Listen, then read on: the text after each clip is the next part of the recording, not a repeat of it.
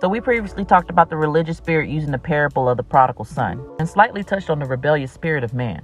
1 Samuel chapter 15 verse 23 tells us a rebellious spirit is like the sin of divination. Divination is better known as witchcraft. The rebellious spirit is not a learned behavior. In fact, we come into this world knowing how to be rebellious.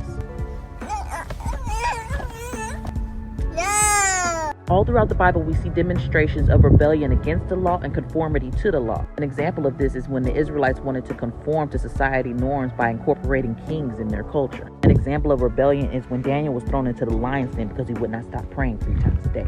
Take note, all rebellion is not evil, but we are born into this world already knowing the evil. We have to be taught good and discern the difference between the two. And this is one of the consequences of our ancestors eating from the tree of the knowledge of good and evil.